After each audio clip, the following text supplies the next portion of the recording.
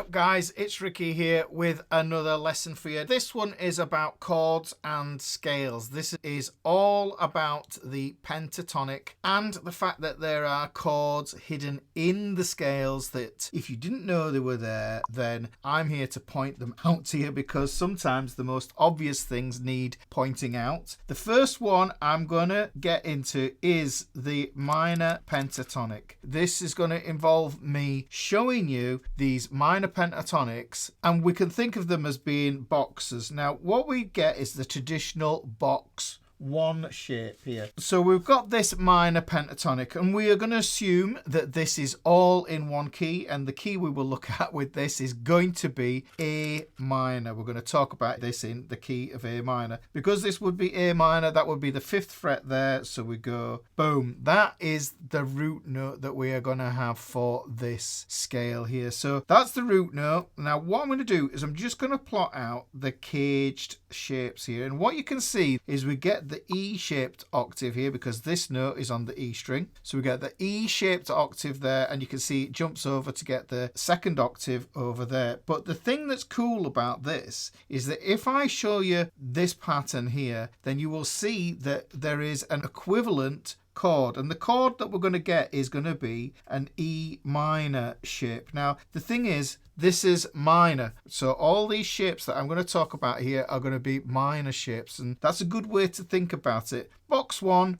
we're going to get box 2, box 3, box 4, and box 5. Now what happens is here, and I'll just put all these root notes in just so that we can clear it up. This is going to be the E shape. Now if we think about the way that the sequence goes, caged, the next shape after E is going to be the D shape. So if we go E here, we take this note, and you can actually see that this pattern here, can you see on the E string, we go 3 together and then we've got 2 together. If you look at that pattern, it repeats itself up here. So essentially what happens is this bit just pops up there. That's what happens with the cage system here. So this root note here is going to carry over there again.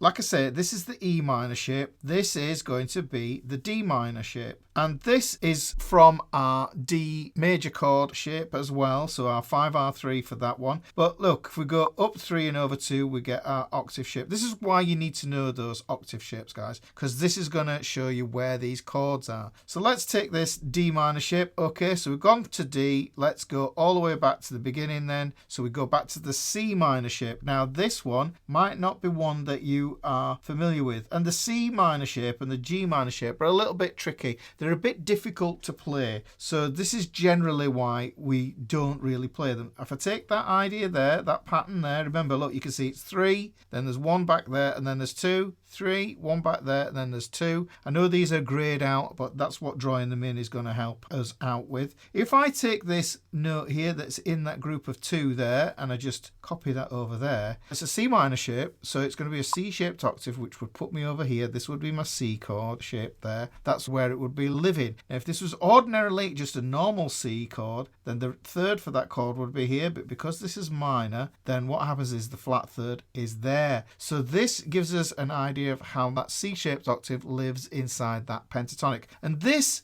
is the root note all the way throughout this, guys. This is going to be the 8th fret. And this is going to be the 10th fret here. This would be the 12th fret there. Hopefully that makes sense. So you can see how these link up into each other. So we take there, and this is going to be the 12th fret again. So we just copy that over. We can see that we get that group of 4, then we get 1 higher, and then we get 1 there. So group of 4, 1 higher, and 1 there. So just copy that pattern over here, and we know that it's going to go around in that cage thing again. E, D, C. Next one's going to be an A minor shape. We go up 2 over 2 to find out where that is there, and it's pretty self-explanatory what it's doing there. So there's 12, there's 15. And then we take this here and we plonk that over there again. This would be the 15th fret and this would be the 17th fret. And don't forget, this could be played an octave lower at the 3rd fret. So this would be the 3rd fret and this would be the 5th fret. That would enable it to hook up back to your box 1, because that's essentially what happens. And the beautiful thing is, once I draw these in, you'll see it. We've got 2 on this string set, then we've got 2 on this string set, and then we've got 2 on this string set. And you can see that pattern repeats again. 2, 2, 2. But the one that I want to carry across is this one here. If you think about it, cage system. E, D, C, A. This is going to be a G minor shape, which isn't that useful when you want to play it as a chord, but seeing it as a pentatonic scale idea or as an interval idea or just a shape, it is super useful. Now we can see that to get the G-shaped octave, what we do is we come up 3, go over 2, bang, that one's in there. Now this is an E string and this is an E string, so what we're going to do is just going to repeat that over there, and you can see that we end up with these 2 notes on 2 E strings, which we get on box 1 here. So really that is just going all the way along there. The cool thing I like about box 1 is you can see that all the notes are all on 1 fret. Can you see just 6 notes all on 1 fret? That's super cool, is that? And then on box 5 we get the same thing happen all the way along here. That shows you the physical sort of landmark of how those join up there. I said I was going to show you the chords. There's the scales, there's the root notes for those scales. And what I did was I went through the cage shapes there to show you. And that's actually going to guide me and tell me what the chords are. And let me just put these in. I'm going to use my blue because blue is for sad. And these are minor chords. If you are enjoying my lessons here on YouTube, you might consider supporting my work on the channel and purchasing my ultimate guitar lesson book, which has got 80 lessons that are here on my YouTube channel. Let's get back to the video. So here, if we wanted to play that chord there, remember this root note is an A, so this is all in the key of A minor, and this is a completely transposable system. You move the frets that this all works on and you can change it to whatever key you want, G minor, B minor, it doesn't really matter, it's a completely movable system. But what you can see here is now what we've got is where fingers 3 and 4 go and where the bar goes. So this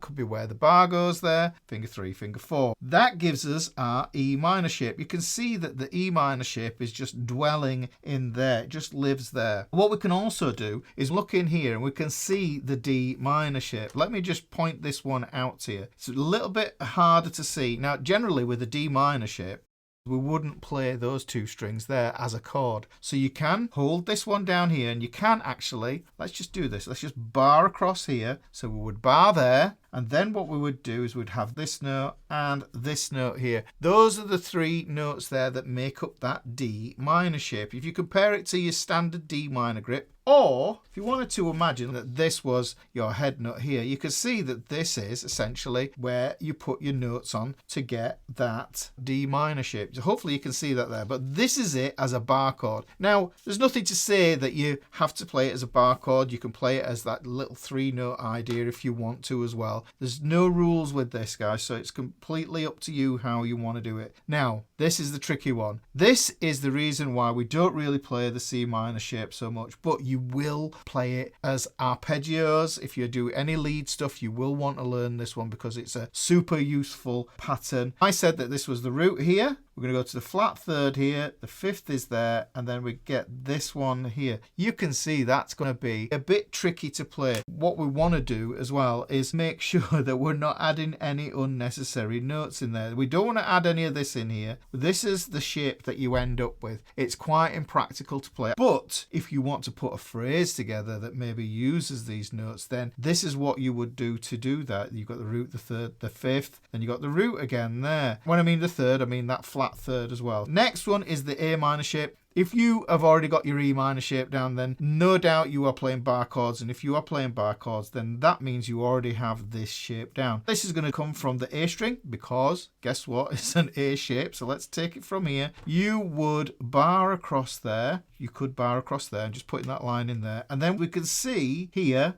we get the A minor shape. Look at that. You can see it just plonks right in there like that. That's the A minor shape. We get the 5th, the root, the flat 3rd. And that is the chord that is hidden inside there for you. Here comes the G minor shape. Awkward one. Personally, I really like playing this. It's a little nonsensical chord because if you just looked at it as it is, then that little triad shape is absolutely wonderful. I adore that shape because it enables me to play these small little chord things. But really, we want the full shape, Ricky. Come on, so just give us the full thing there so you can see that we can go all the way across there. Ordinarily, what we would do with this, we would include the root here and the fifth here, and then we could do some kind of weird concoction of a bar chord, but hopefully you can see that that's where it lives, that G minor shape. Not very useful in its full form, and that means that if you were trying to do this, you would maybe bar down here. I want you to have a go at that and see how difficult it is, and you'll get the idea of why it's not a good idea to actually play that.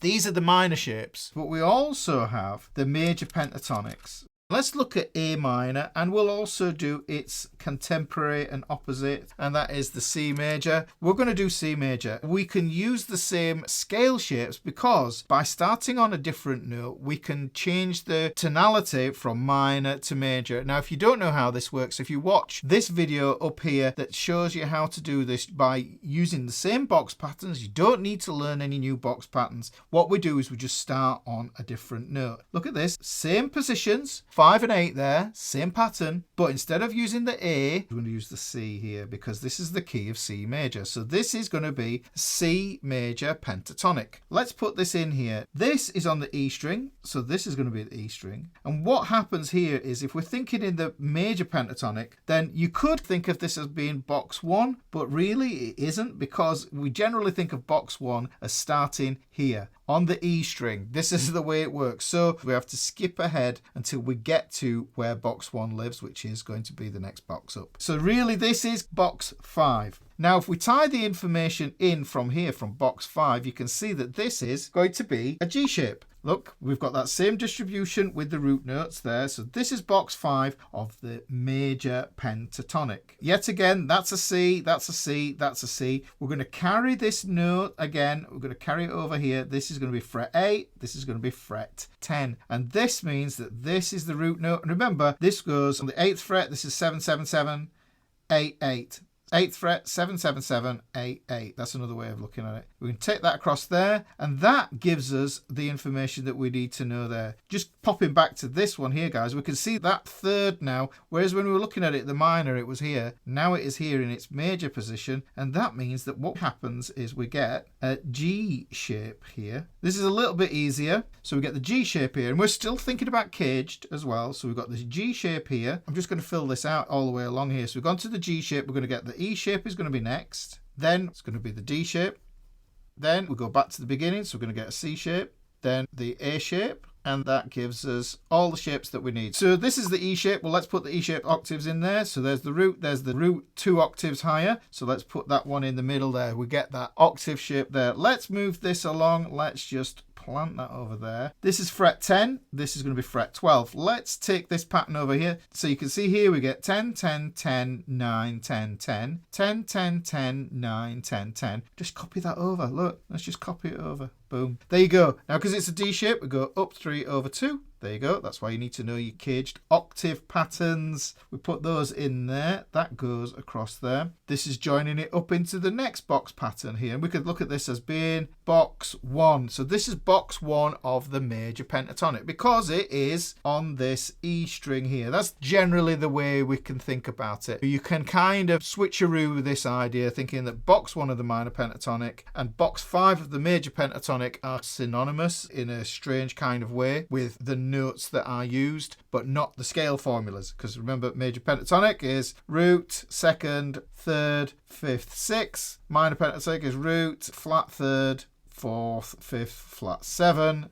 So that's the way that is going to work there, guys. And you can see that it's best explained in this box 1 that we get root, 2nd, 3rd, 5th, 6th. Then we get back to the root again here. Right, so this is going to be box 2, this is going to be box 3, and this is going to be box 4. We've got this 12, 12, 12, 12, 13, 12. 12, 12, 12, 12, 13. Hang on, let's get that monkey there. That's a C shape. Let's just plot that out. We know that that's going to live all the way over there. C shape. So this is going to be 12. This is going to be 15. A point to remember with this is that 12 is the same as the open position. So if you played this open, you could use these open strings. Watch out for that one there, because that would be on the 13th fret in this box pattern here, but it would also be on the 1st fret if you're playing open strings. So if you play that open B string, you're going to get a non-pentatonic note in there, and that might just throw you. So watch out for that one there. 15th fret, This is going to go all the way up here, and then we get the 17th here. And just like I said here before with box 5, this box here is actually going to be available an octave lower. So this would be the 3rd fret and this would be the 5th fret. It's just the same pattern, just an octave lower. Let's take this over. You can see we get 15, 15, 14, 14, 15, 15, 15, 15, 14, 14, 15, 15. We just need to tie this note over here. Got an A shape there, that's telling me what octave I need to look for. Up 2 over 2. Bang. Here we go. Let's put the chord shapes in here for this. And I'm going to put the most useful ones. Like I say, the C minor shape, you're going to struggle with that one if you try to play that. You might do. It's not an easy chord to play. It requires a little bit of restriction in the hands. And so does the G minor shape. Like I said, this one, this is a bar chord shape. That's standard. And the E minor shape, that's a standard shape as well. D minor, a little less common, but the D minor operates exactly the same way as the E shape and the A shape. It's a 5R3 chord, or in this case minor 5R flat 3 chord. So this can bar chord as well. You don't have to. Just saying, you could just play the 3 notes. Let's move on. I'm going to change my colour up here. I'm going to switch it to something bright and cheerful because this is major. Major chords are bright and cheerful. Let's look at this one. This is going to be a G shape. Now, if you know anything about the cage system, you'll know that the A shape, because it's next to the G shape, you can see they're next door to each other. The A shape intersects with the G shape, and it intersects at this bit here. In that G shape there is actually an A shape hidden. The G shape as a bar chord, bloody horrible, because that's what we'd do. We would play this business here. We'd play those 3 notes there with one finger, with our index finger, and then what we would try and do is play the rest of the chord. You could put a capo there, but we're not going to do that. Here's how it's going to be useful. We can play this shape. This is a first inversion of this shape, and this is a beautiful sounding chord. First inversion chords sound really rich.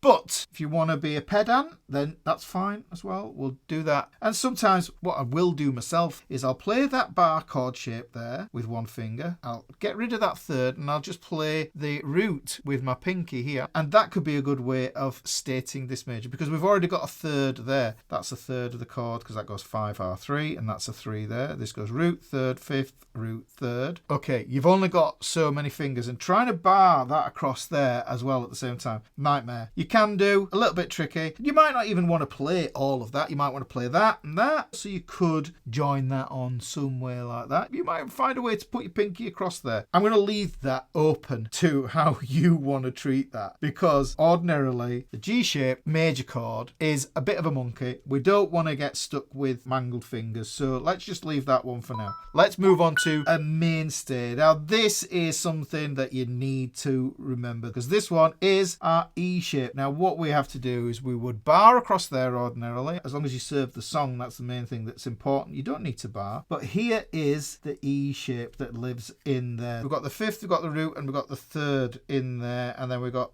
the root there, we've got another 5th here as well. You know, you could do a cheat version of that chord like that. You could even, if you've got big massive thumbs, you could put your thumb over the top of that. You could miss out the A string completely, play that note, that note, that note, and that note. If you have got Hendrix hands, then that's possibly doable for you. But that is your bog standard bar chord. Don't worry about remembering this as well, guys, because I will be uploading this as a PDF and that's free. You just click the link and you have to go through the form now because links have changed. Here we have the D-shaped chord and you can see that looks like a V shape and then we just add that other root note on there. And just like this D minor shape that we had here, we don't have to play those notes there. It's good to know that they exist in that pattern because you can scoot along there and then bridge into that pattern there. It's completely up to you. But what we want to think about is barring across there. So we would bar across there and then what you would do is you would scudge your fingers up into those notes there. Hopefully that makes sense to you.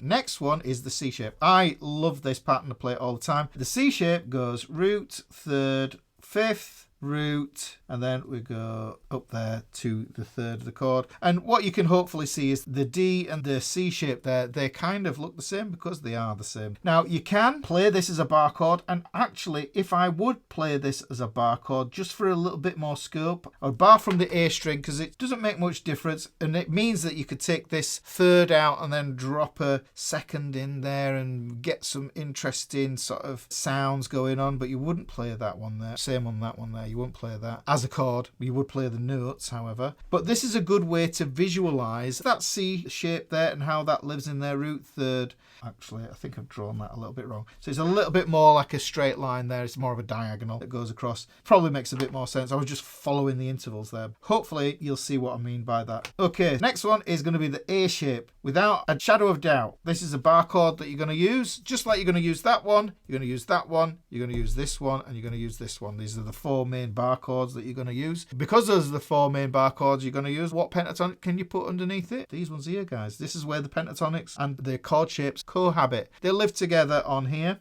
We'll put that there. That's the shape. Now, I play that as a bar chord there with my third finger. It's up to you what you want to do with that. And you can see how that all plots out. So now I have a chord to go with every pentatonic, and I have a chord that is either going to be major or it's going to be minor. You will notice that this pattern and this pattern are the same, but there are different chords. Truth be told, if you look through these and you do them like a word search, you will see other chords that live in there as well. But these are the main 2 that you need to look out for, guys, because you can make chords up out of these pentatonics using just the shapes that you can see here. They are okay to play in these little clusters and groups, and this is what you're looking at. If you can put a chord in instead of just scales, then it gives you a slightly different texture and a slightly different idea. That's the minor pentatonic. Major pentatonic PDF is free to download.